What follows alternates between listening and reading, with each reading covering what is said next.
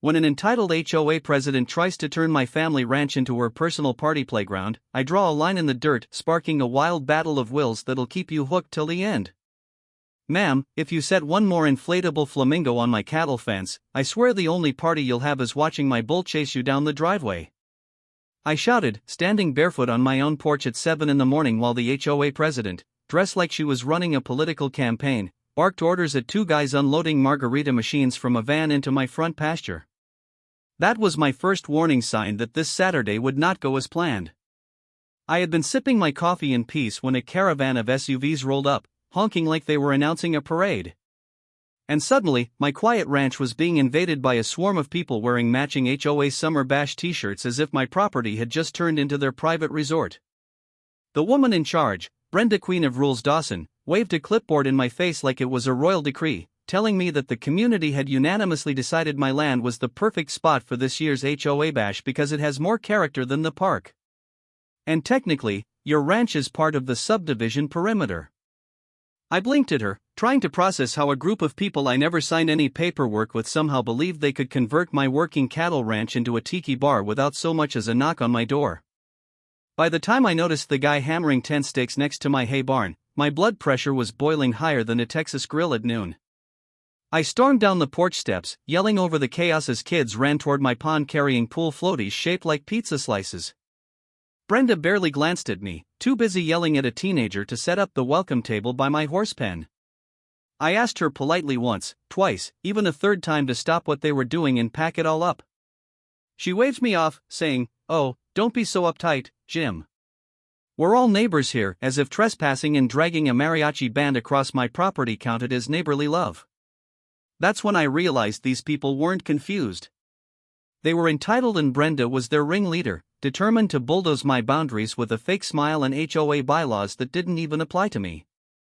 Within minutes, I was pulling lawn chairs out of my driveway just to stop cars from parking near my barn entrance. Every time I told someone this was private property, they'd shrug and say, "But Brenda said, it's fine." My patience started to crack like dry timber under my boot.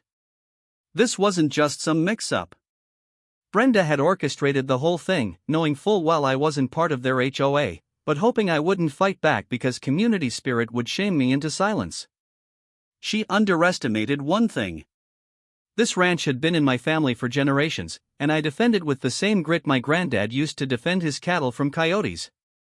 When I finally stood toe-to-toe with Brenda, I asked how she'd feel if I hauled my herd onto her manicured lawn for a cattle auction barbecue without permission. She smirked and said, "That's different. This is for everyone's enjoyment." That one sentence was like striking a match in a room full of gasoline fumes. The situation shifted from absurd to hostile. She wasn't leaving. Her army of HOA faithful weren't leaving, and my ranch was seconds away from becoming a free-for-all. My mind raced with every possible way this could spiral out of control. But one thing was certain. This day would end with me reclaiming my land, even if it meant making an enemy out of the most powerful, petty woman in the neighborhood. The tension grew heavy as more cars poured in and Brenda shouted for the band to start setting up, ignoring my warnings like I was invisible. In that moment, under the rising sun and the smell of dust and diesel from the generators they were unloading, I knew this wasn't just about a party. It was a battle line drawn in the dirt. One that would pull me into a whirlwind of drama, schemes, and wild showdowns I never saw coming. Because Brenda wasn't going to stop at this party. She wanted control over my ranch, my life, and my peace of mind. And she had no idea she just picked a fight she couldn't win. The morning chaos from Brenda's ambush still lingered in my mind as I stood on my porch, arms crossed, watching the last of her minions retreat after I threatened to call the sheriff if they didn't leave immediately. I thought that would be the end of it, that a stern warning and a reminder that this ranch was not part of their suburban kingdom would knock some sense into them. But I underestimated Brenda's taste for control and spectacle. The woman wasn't just nosy.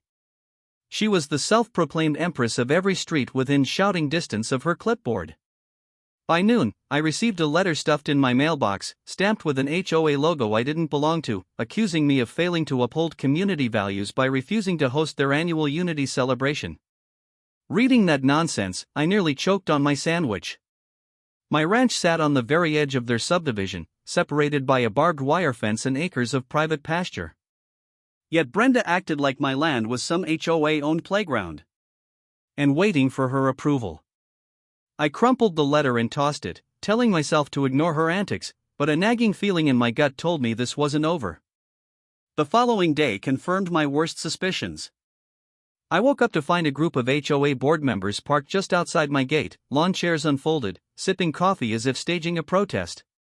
Brenda stood among them, megaphone in hand, delivering some theatrical speech about uncooperative neighbors destroying community harmony.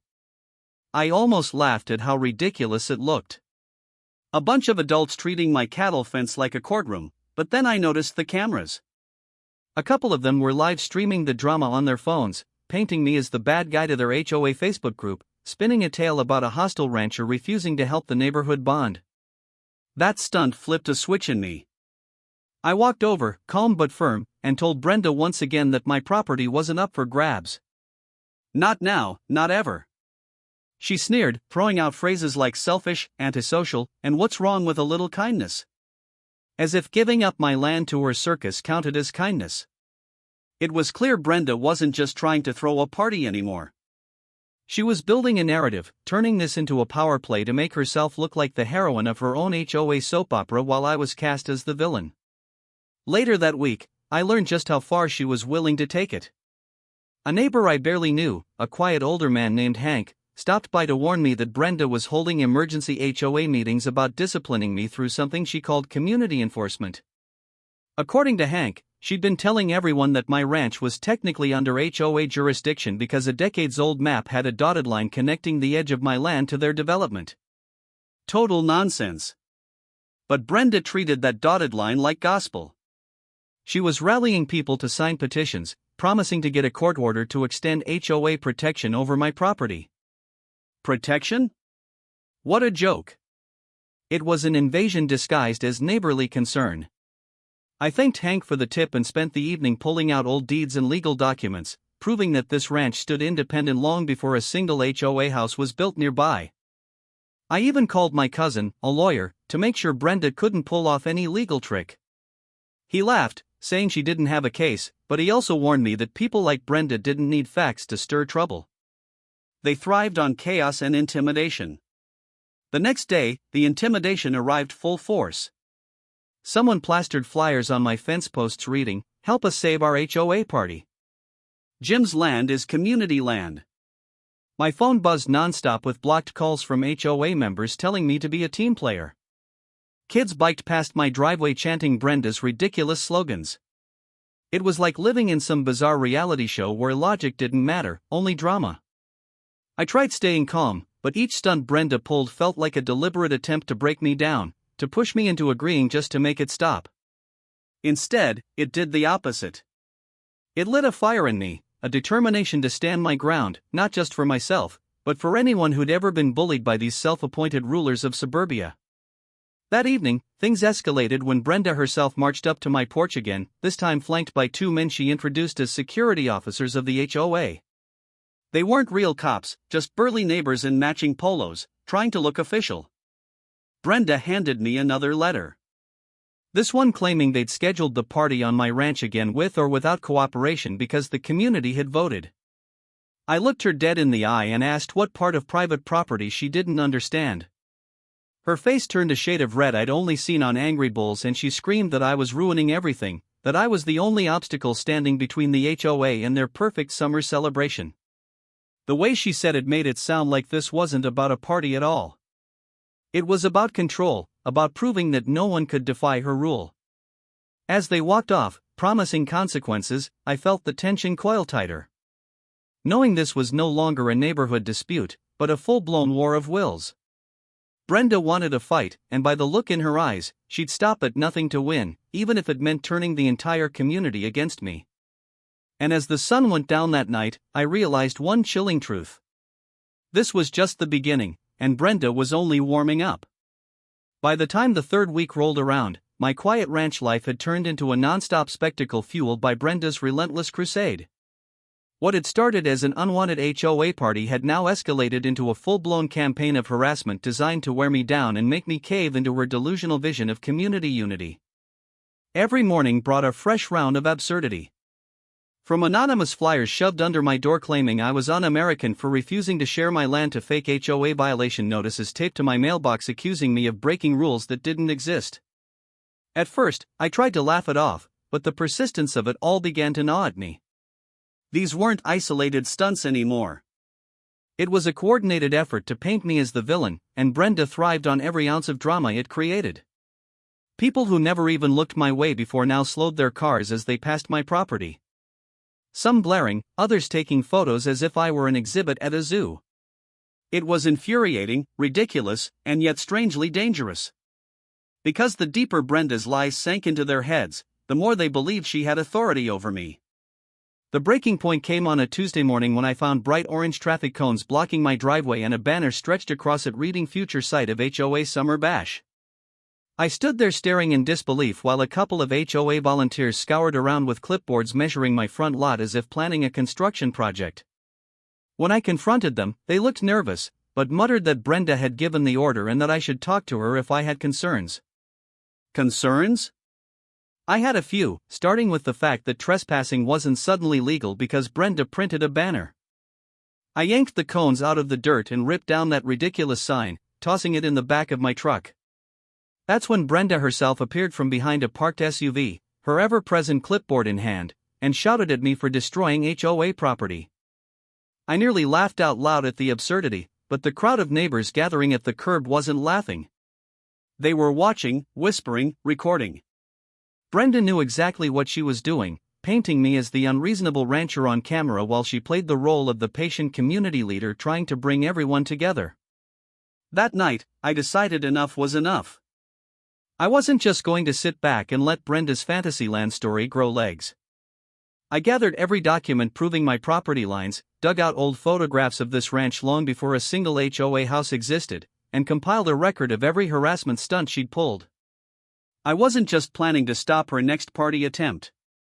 I was preparing for a showdown that would make it clear once and for all that she had no claim to my land. But as I built my defense, I couldn't ignore the creeping feeling that Brenda had something bigger up her sleeve. She wasn't stupid. Manipulative, yes, delusional, absolutely, but not stupid. She had a knack for twisting situations until reality bent in her favor. And I knew if she was still pushing this hard, she believed she had leverage I hadn't seen yet. Sure enough, the next day brought the most outrageous twist yet. As I rode out to check the cattle, I noticed a large wooden sign hammered into the ground just outside my fence that read, "Community Event Parking. Enter here," with an arrow pointing straight onto my property. My blood boiled as I followed the makeshift path of cones leading toward my pasture, only to find a small group of HOA members mapping out where they intended to put portable toilets, picnic tables, and even a bouncy castle. Brenda strutted around, barking instructions like a general leading troops into battle, ignoring my repeated shouts to stop. Finally, I drove my truck right up to the group, slammed the door, and announced that anyone who didn't leave in 2 minutes would be removed by the sheriff. The reaction was chaos. Some scampered off, others protested. But Brenda stood firm, her face twisted with righteous fury as she accused me of terrorizing my own neighbors. It was surreal standing there on my own land, being told I was the one out of line for refusing to host an event I never agreed to. Later that evening, just as I was starting to calm down, my phone buzzed with a video link sent by Hank, the quiet neighbor who had warned me before. Brenda had gone live on social media, crying crocodile tears about how Jim the rancher hated children, community, and joy itself. She claimed I had threatened to shoot anyone who stepped on my land, a complete fabrication. But the comments under her video were full of furious HOA members calling me a menace and pledging to stand with Brenda at the upcoming party protest. My hands shook with frustration as I realized she was laying the groundwork for something massive. A confrontation so public it would make me look like the town villain no matter what I did. It wasn't just about the party anymore. This was personal to her, a power struggle she couldn't afford to lose because if she did, her whole carefully crafted image as the HOA's queen bee would crumble. I spent that night pacing my porch, formulating a plan. I couldn't let this spiral any further. If Brenda wanted a war, I needed to fight smart, not just react to every ridiculous stunt she pulled. I reached out to my cousin, the lawyer, again, explaining the escalation, and he advised me to set up cameras, gather witnesses, and be ready to counter any false claims legally. It wasn't the cowboy way I preferred. Direct words and firm handshakes. But Brenda wasn't playing fair, and if I didn't protect myself, her lies would eventually stick. I knew one thing for sure. The next time she tried to force her so-called community celebration onto my land, it wouldn't just be another shouting match in the driveway.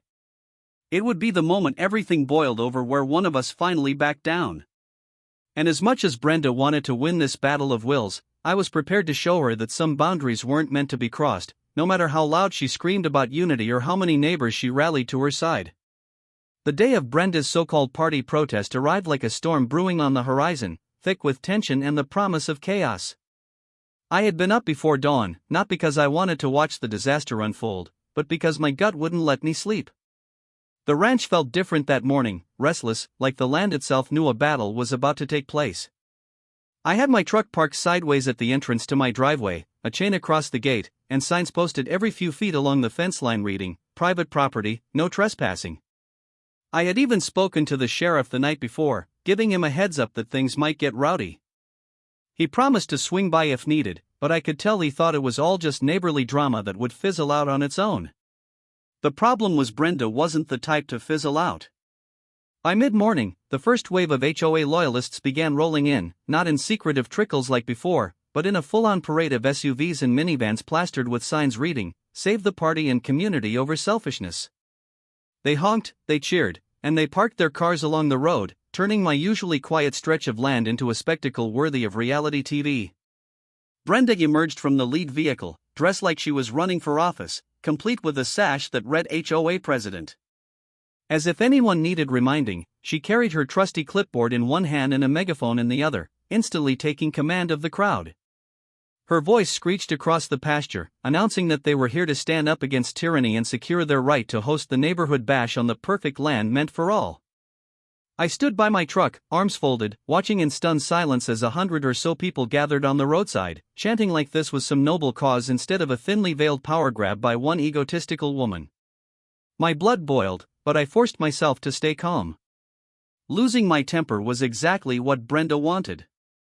She was banking on me looking like the unreasonable rancher, while she painted herself as the saintly champion of fun. Things escalated fast when a few of her followers tried pushing past the chain at my gate, claiming they had a community permit signed by Brenda herself. I stepped forward and told them flat out that if they crossed that line, they'd be trespassing and I wouldn't hesitate to have them removed. Brenda strutted up with her megaphone, declaring that my so-called ownership meant nothing against the will of the people. I couldn't help but laugh bitterly at the absurdity of it. Since when did a neighborhood HOA vote override private property rights? But Brenda's crowd cheered, emboldened by her performance, some yelling insults, others shouting that I should stop being selfish and let them party. It felt less like a neighborhood event and more like a mob being whipped into a frenzy by a dictator desperate to prove her dominance. I tried reasoning with them one last time, explaining this was a working ranch with livestock, machinery, and real dangers they weren't prepared for. But logic bounced off them like rain on a tin roof. Brenda shouted back that if I truly cared about my neighbors, I'd make sacrifices for their happiness. Something in me snapped then, not into anger, but into cold, hard resolve. I turned to my truck, grabbed a stack of laminated papers I had prepared, and held them up for everyone to see. These were the deeds, the maps, the legal proof that my land was in no way, shape, or form part of their HOA jurisdiction. I read aloud every line that mattered, making sure even Brenda couldn't twist the meaning. The crowd quieted a little, some shifting uncomfortably as they realized Brenda's grand claims weren't rooted in fact. But Brenda wasn't done. She grabbed the megaphone and accused me of forging the documents, spinning a new lie on the spot that the truth would come out in court. She had this uncanny ability to lie so confidently that people wanted to believe her, and the mob started cheering again, feeding off her energy. That's when things took a dangerous turn. A group of teenagers, clearly hyped up by Brenda's ranting, started unhooking the chain from my gate, chanting about taking back what was theirs. I moved fast, stepping between them and the entrance, my voice booming louder than Brenda's megaphone as I warned them to stop immediately. The standoff was tense, a line drawn in the dirt between me and a crowd convinced they were fighting for some greater cause. I could see it in Brenda's eyes as she stood behind them, a glint of victory because she thought sheer numbers would make me surrender. But surrender wasn't in my blood. Not when it came to my family's land. I pulled out my phone and called the sheriff, making sure the crowd could hear every word as I reported trespassing, vandalism, and harassment. That seemed to shake a few of them. Whispers spreading through the group that maybe Brenda wasn't as untouchable as she acted. When the sheriff's cruiser finally pulled up, the tension cracked like a lightning bolt splitting the sky. Brenda tried to intercept him first, spewing her version of events about how I was cruelly denying the community their traditions. But the sheriff had known me for years, and more importantly, he knew the law. He shut her down quickly, warning everyone that this was private land and that anyone who crossed that fence would be arrested on the spot. The crowd's energy fizzled, the chant dying out as reality settled in. Brenda, however, wasn't ready to accept defeat. She launched into a screaming tirade about corruption, favoritism, and injustice. Her face flushed with rage as the sheriff calmly told her to pack up and leave. Watching her unravel in front of her followers was surreal, like seeing a magician's tricks exposed under bright lights. Some of the HOA members began drifting back to their cars, embarrassed or simply tired of the drama, but Brenda stayed planted, her pride refusing to let her retreat. Finally, the sheriff had to escort her back to her SUV, his tone leaving no room for argument. As the last vehicles pulled away, the silence on my ranch felt deafening, broken only by the distant sound of my cattle in the pasture. I leaned against my truck, exhaustion washing over me, but beneath it was a quiet satisfaction. I had stood my ground, forced Brenda and her mob to face the truth, at least for now. Still, I knew this wasn't the end. The look Brenda gave me as she left wasn't one of defeat, but of vengeance. She wasn't going to stop just because the law had slapped her hand. If anything, I suspected this public humiliation would make her more dangerous. She'd want payback, a bigger scheme to regain control and crush the one man who dared defy her empire of petty power plays. As the sun dipped low over the ranch that evening, casting long shadows across the fields, I couldn't shake the feeling that the real fight hadn't even begun yet, and Brenda's next move would make everything that happened so far look like child's play. The following week was eerily quiet, but it was the kind of silence that prickled the back of my neck, like the calm before a tornado. Brenda's tantrum had been halted temporarily by the sheriff's intervention, but I knew the HOA president wasn't the type to lick her wounds and move on. She was plotting, waiting for the perfect opportunity to strike back and reclaim the power she felt I had stolen from her that day. My ranch had returned to its usual rhythm of cattle grazing and wind whistling through the fence posts. But every time a car slowed near my driveway, every time a drone buzzed overhead, my gut told me Brenda's next move was already in play. Hank, my quiet neighbor ally, dropped by one evening to warn me that Brenda had been holding closed-door HOA meetings, spinning wild stories about how I was a threat to community safety, and promising to resolve the ranch problem once and for all. Apparently, she had doubled down on her narrative that my land was meant for the people and now claimed she had the support of a mysterious investor who wanted to help the HOA secure rights to the property. The absurdity of it all was infuriating but also unsettling because Brenda had a gift for turning nonsense into action, and she had the kind of relentless energy that made dangerous ideas seem possible. 2 days later, her plan began to show its teeth. I woke up to the sound of machinery outside my gate and found a construction crew attempting to dig along the edge of my property line. When I demanded to know what they were doing, they waved a document in my face, claiming they were installing community utility access authorized by the HOA president. I nearly laughed until I saw the signatures at the bottom. Brenda had forged my name alongside HOA paperwork as if I had agreed to this insanity. I called the sheriff immediately and the crew backed off once they realized the signatures wouldn't hold up. Still, it rattled me. Brenda wasn't just pushing for a party anymore. She was trying to manufacture a paper trail, a fake foundation that would make it seem like my land belonged to the HOA by design. She was moving from chaos to strategy, and that made her more dangerous than ever. That evening, I sat on my porch with a stack of files, determined to anticipate her every move. I had my lawyer cousin drafting cease and desist letters. I had cameras installed along the perimeter of my property, and I even called in a friend from out of town who specialized in boundary disputes just to double-check every legal detail Brenda might try to twist. But even with all that preparation, I couldn't shake the feeling that Brenda wasn't aiming for court or logic. She was aiming for public opinion. She had tasted the attention during that ridiculous party protest. And now she wanted a spectacle so big that even the sheriff wouldn't be able to keep things quiet. It wasn't just about control anymore. It was about humiliation, about making me bend the knee in front of everyone so she could re-establish herself as the untouchable queen of the neighborhood. Sure enough, my fears materialized when Hank sent me a late-night message warning that Brenda had planned a community-wide march to my ranch the following weekend. This wasn't just HOA members this time. She had roped in nearby subdivisions, claiming they were all fighting for equal access to communal spaces, painting me as some sort of greedy land baron hoarding space that should belong to everyone. Flyers appeared on every mailbox in a 5-mile radius, depicting my ranch with a red X across it and slogans like, "Share the land, share the love, and stop the lone wolf." It would have been hilarious if it wasn't dragging my name through the mud and putting my safety on the line.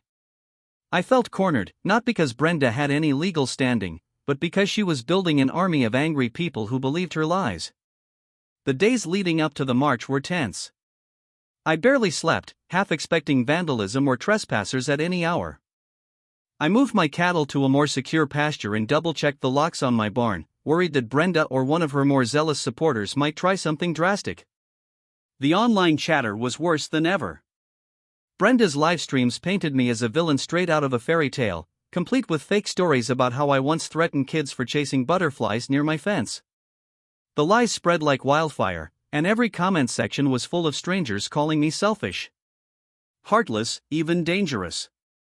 It was surreal, watching my life and land turned into a spectacle for entertainment and outrage, all because one entitled woman couldn't take no for an answer.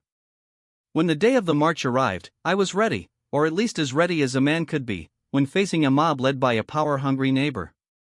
I had my property clearly marked, my cameras running, and a few friends on standby to witness everything in case Brenda tried to twist the truth again. The convoy of cars arrived just after noon, a line of vehicles stretching down the road, honking and waving homemade signs. Brenda emerged like a general leading an army, decked out in a bright red suit and matching hat, carrying a bullhorn this time instead of a megaphone, shouting about freedom and community rights as if this was some civil rights protest instead of a scheme to hijack a working ranch. The crowd followed, chanting and banging on pots and pans, trying to create a scene big enough to draw news cameras. I stood at the gate, calm but firm, repeating the same words over and over. Private property, no trespassing, turn around. Some people actually listened, realizing the ridiculousness of the whole thing once they saw my keep out signs and barbed wire fence, but others were riled up beyond reason, screaming insults and demanding I let them in.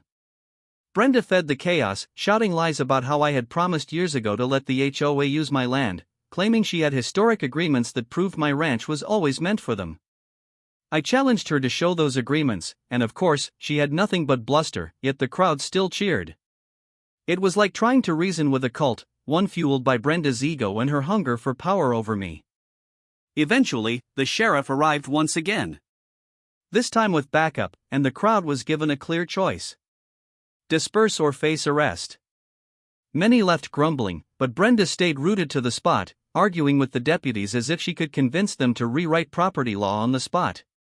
When it became clear that wasn't happening, she turned on me, her face twisted in rage, promising that this wasn't over, that she would find a way to make me pay for dividing the community.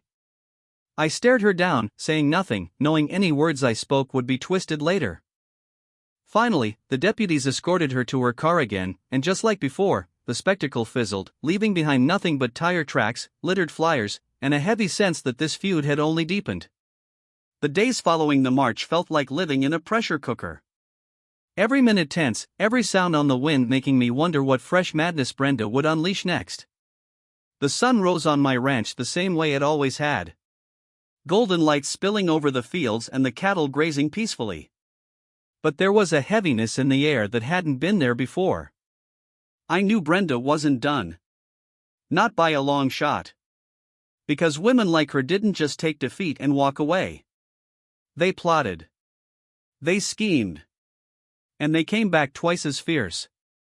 determined to make you regret ever standing up to them. My friends warned me to be cautious, to expect her to twist the story again, and they were right. Because by the end of that week, Brenda had escalated the war to a level that made everything before seem like warm-up skirmishes. She filed a frivolous lawsuit claiming the HOA had historical rights to my land dating back decades. A laughable claim with zero evidence, but it was enough to stir panic among her followers and get local gossip pages buzzing with her latest wild allegations. She painted herself as a hero fighting an oppressive neighbor who hoarded land that rightfully belonged to the community. And while most sane people knew she was delusional, there were enough gullible folks to keep her flame burning bright. The smear campaign against me went into overdrive with edited videos showing me screaming at kids that I had never met, fake screenshots of emails supposedly from me agreeing to host their event, and wild rumors that I had plans to sell my ranch to build a landfill just to spite the HOA. It was absurd, but lies travel fast, and soon people I had never met were driving by shouting insults, throwing trash onto my property, even threatening me online. I had thicker skin than most, but there's only so much insanity a man can take before it feels like your entire life is under siege. I knew I needed to strike back, but Brenda was crafty, always positioning herself as the victim, even while she orchestrated chaos. If I yelled, she filmed it and twisted it. If I ignored her, she claimed I was sneaky and plotting against the neighborhood. The more I thought about it, the more I realized that beating Brenda wasn't about shouting louder or even fighting her in the street. It was about dismantling her web of lies piece by piece, exposing her for the manipulative bully she really was in a way she couldn't wriggle out of. That's when Hank came to me with information that turned the tide. He had attended one of Brenda's HOA meetings undercover, pretending to support her cause, and had recorded everything. On that recording, Brenda bragged about how she was using fake documents, false claims, and social media lies to corner me, laughing about how easy it was to whip people into a frenzy as long as she gave them a villain to hate. She even admitted outright that the party was just an excuse to grab control of my land, that she planned to keep pushing until I either gave in or sold the ranch in frustration. Listening to her words made my blood boil, but it also gave me hope because this was the smoking gun I needed to take her down once and for all. I handed the recording to my lawyer cousin, who grinned like a man who knew victory was finally within reach. We prepared a counter-lawsuit for harassment, defamation, and attempted fraud, backed up by Brenda's own word. But we didn't stop there. We compiled every piece of evidence from day one. Photos of trespassing, videos of her mobs at my gate, copies of her forged documents, even witness statements from people who had seen her instructing others to vandalize my property. We built a case so airtight that not even Brenda's silver tongue could spin her way out. I decided to wait though, not rushing into court just yet, because I wanted to make sure that when I made my move, Brenda would have no escape, no wiggle room, no way to paint herself as the hero again. Meanwhile, Brenda's antics continued, growing more desperate and more unhinged by the day.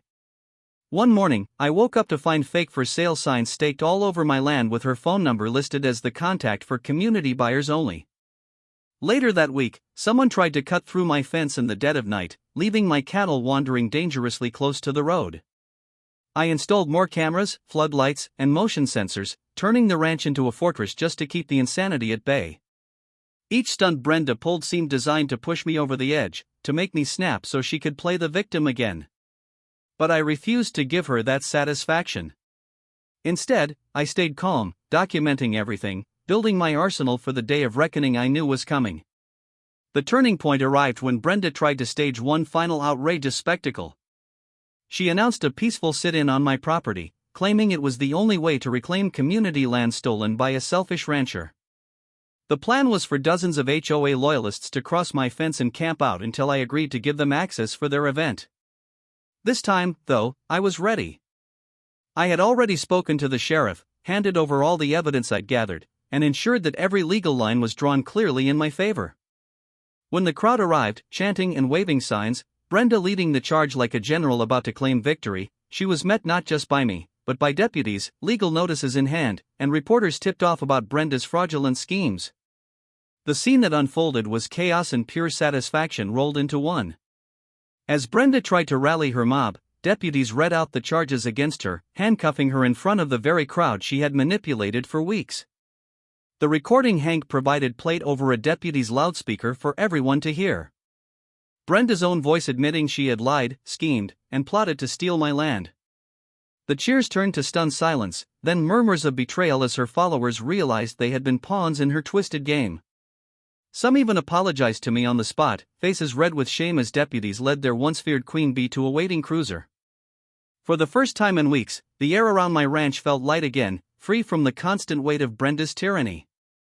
That evening, as the sun set over the fields, I sat on my porch for the first time in what felt like forever without tension in my shoulders. The lawsuit would take time. The damage to my reputation would take longer to mend, but the war was finally turning in my favor. Brenda had built her power on lies, intimidation, and entitlement, but the truth had ripped it all away in one dramatic swoop. The neighborhood that had once jeered and harassed me was now quiet, humbled, and wary of ever following someone so blindly again. And as I watched the horizon, the cattle grazing peacefully once more, I promised myself one thing. No matter how many Brenda Dawson's life might throw my way, I'd never let anyone bulldoze my rights or my home again. Because some battles are worth every ounce of fight you have in you. And this one wasn't just about a party. It was about standing up to tyranny, no matter how small or ridiculous it might look from the outside. The weeks after Brenda's public downfall felt like waking up from a long, bad dream, only to realize the cleanup was just beginning. The sheriff's arrest had quieted the chaos.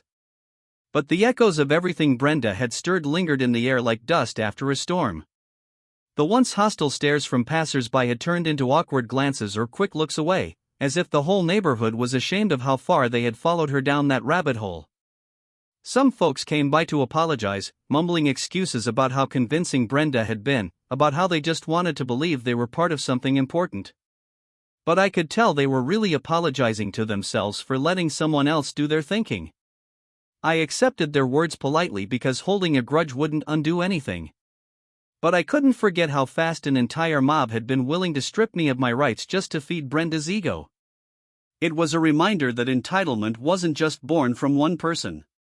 It thrived in a crowd eager to believe lies over truth if it made them feel powerful. Still, with Brenda facing real legal consequences, and her iron grip on the HOA shattered, there was finally room for peace on my ranch. Though I kept my guard up, knowing human nature wasn't as easily fixed as a broken fence post. The legal process against Brenda dragged on, as these things often do, but it was clear from the start that the mountain of evidence against her left no room for escape. The forged signatures, the harassment, the recording of her own voice plotting to twist the law, all of it came together like a chain around her schemes, pulling her down, no matter how she thrashed. My cousin handled most of the courtroom battles, but I showed up to the hearings when I could, sitting there quietly as Brenda tried one last time to put on her performance for a new audience. She wept fake tears, painted herself as a misunderstood leader, blamed everyone from me to her own HOA board for her downfall, but this time no one bought it. The judge saw through her charade in minutes, her words turning hollow as evidence after evidence stripped her story bare. When the verdict came down, it was like a weight lifting off my chest. Brenda was found guilty of harassment, defamation, and attempted fraud, fined heavily, and barred from holding any HOA position ever again. Watching her being escorted out of the courtroom, her clipboard gone, her once smug face pale with defeat, felt like the kind of justice you rarely see outside of a storybook. But this was real, earned inch by inch through every sleepless night, and every ounce of determination I'd poured into protecting my land. Even with Brenda gone, the scars of the battle were hard to ignore. My property had suffered from all the trespassing and vandalism. Fences needed repair, gates needed replacing, and I had to spend time rebuilding trust with neighbors who had let themselves be swept up in Brenda's storm. Some offered to help fix the damage. Others dropped off pies or home-cooked meals, gestures that felt small but sincere, as if they were trying to make amends. Hank, who had been my one true ally through the madness, became more than just a neighbor. We shared long evenings on my porch, laughing at the absurdity of what we'd survived, trading stories about the wildest stunts Brenda had pulled, and marveling at how far entitlement can stretch when people convince themselves they're entitled to something that isn't theirs. It was a strange kind of healing, knowing we'd stood our ground and come out the other side, bruised, but unbroken. One afternoon, months later, I received a letter in the mail that made me pause. It was from Brenda herself, written from a small-town rental far away where she'd moved after being voted out of every HOA in the county. The letter wasn't exactly an apology. True narcissists rarely offer those, but it was an admission of sorts. She claimed she'd only ever wanted to unite the community, that she didn't realize how far she'd gone until it was too late, that losing everything had made her reflect on what real leadership should look like. Whether she meant it or was just trying to soothe her own conscience, I couldn't say, but I read it once and tossed it in the drawer. Forgiveness wasn't necessary for me to move on. Knowing she could never touch my ranch or anyone else's property again was enough closure for me.